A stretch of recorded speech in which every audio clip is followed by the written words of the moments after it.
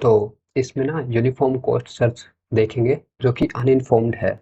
Uninformed को हम blind search भी कहते हैं। तो जैसे पिछली वीडियो में देखा कि बेस्ट फर्स्ट सर्च देखा, इन दोनों में डिफरेंस यही है। उसमें एक बार अगर बंदा आगे बढ़ गया तो पीछे नहीं जाएगा, वापस बैक ट्रैक नहीं होगा। बट इसमें बैक ट्रैक भी होगा और ऑप्टिमल सॉल्यूशन भी मिलेगा। तो चलो एग्जांपल से देख लेते हैं। ये हमारे पास ग्राफ है। ए स्टार्ट नोड है एंड एम गोल नोड है। तो ए के 3 चिल्ड्रन हैं, बी, सी और डी। सबसे पहले हमें कम पे जाना होता है। तो सबसे कम है ए से बी तक का, जिसकी कॉस्ट है 2। तो इसमें 2 लिस्ट बनती हैं, ओपन लिस्ट बनती है एंड एक क्लोज लिस्ट बनती है। जो ओपन में एक बार आ चुका उसको कट करेंगे तो वो क्लोज लिस्ट में चला जाएगा। ठीक है, जिसको ट्रैवर्स कर लिया ना वो क्लोज लिस्ट में आ जाएगा। तो ऐसे है। तो ए और बी, ए की कॉस्ट थी 0, तो हमने इसको कट किया, क्लोज लिस्ट में डाल दिया इसको। अब हम जाएंगे बी पे, क्योंकि बी की सबसे कम कॉस्ट है जो कि है 2। बी पे जाएंगे, बी पे कट किया। बी के चिल्ड्रन कितने थे, ई और एफ। तो हम C3 और D4 तो पहले ही चिल्ड्रन लिख देंगे। लाइक ए को जब ट्रैवर्स करेंगे तो B2, C3 और D4 चिल्ड्रन लिख देंगे। बट अब B2 को जैसे ही काटेंगे ना, तो वैसे ही ये भी इंक्लूड कर देंगे जो कि B2 के चिल्ड्रन थे।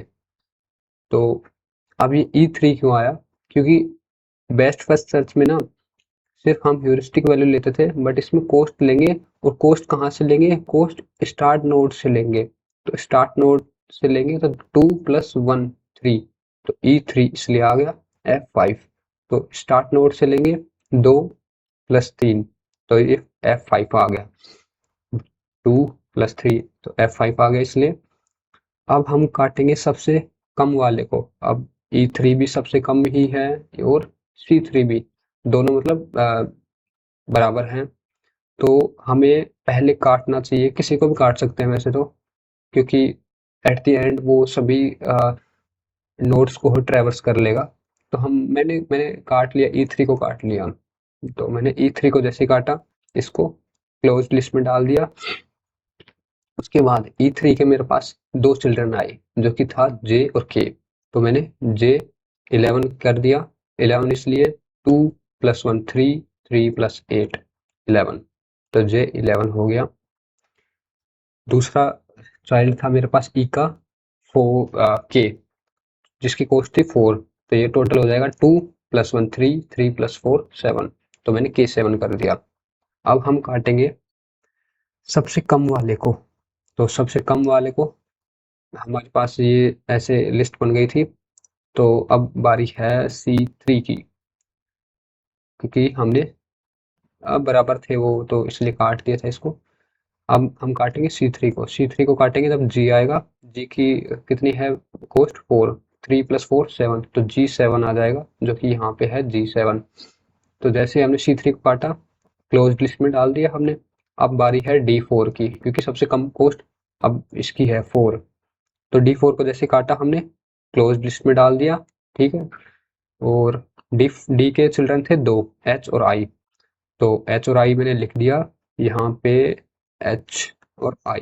H की कॉस्ट टोटल कितनी हो जाएगी, 7। 3 + 4 7, 3 + 4 7। एंड I की वैल्यू कितनी हो जाएगी, 5, जो कि मैंने I5 लिख दिया। ठीक है। अब बारी है I5 को काटने की, क्योंकि सबसे कम यही दिख रहा है मेरे को। तो मैंने I5 को जैसे ओपन लिस्ट काटा, काटते ही मैंने को क्लोज लिस्ट में लिख दिया। I5 के चिल्ड्रन देखे मैंने, कोई चिल्ड्रन नहीं था, तो इसको ऐसे कैसे छोड़ दिया मैंने। अब I5 के बाद मैंने काटा K7 को, क्योंकि सबसे कम मेरे को ये दिखा। फिर K7 और H7 दो दो थे, तो हम किसी को काट सकते हैं। तो मैंने K7 को काटा। चलो H7 को काट लोगे ना, तब भी ट्रैवर्स होके M आ जाएगा। बट M जैसे ही मिला, इसको गोल नहीं होगा। ये ट्रैवर्स हुआ है, बस जनरेट हुआ है। गोल अभी इसको इस पे जाएगा तब मिलेगा। तो जैसे मैंने, चलो K7 को काटा। K7 को जैसे काटा मैंने, क्लोज लिस्ट में डाल दिया। K7 हमारे पास था, कहाँ पे गया K7, ये रहा। K7 डेड एंड था, जो काटने के बाद कुछ भी नहीं मिला इसको, तो ये ऐसे कैसे रह गया। अब G7 को काटा, G7 ये रहा, इसको मिलेगा L, जिसको L मिला, जिसकी कॉस्ट है 12। 12 कैसे, 3 + 4 + 5, तो 12 हो जाएगा ये। उसके बाद मैंने काटा H7 को। अब H7 को जैसे ही काटूंगा मैं, मेरे को मिलेगा M, जो कि जनरेट हुआ है। इस पे ट्रेवर्स करना अभी पॉइंट इस पे आया नहीं है, तो सिर्फ जनरेट होगा, जिसकी वैल्यू होगी 9। वो कैसे, 4 3 7 7 3 10 10 होना चाहिए।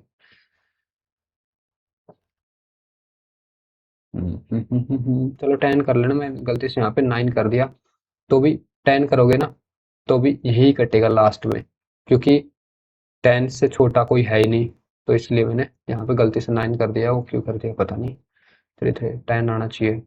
तो यहाँ पे मान लो 10 था, 10 आएगा, सॉरी 10 आएगा।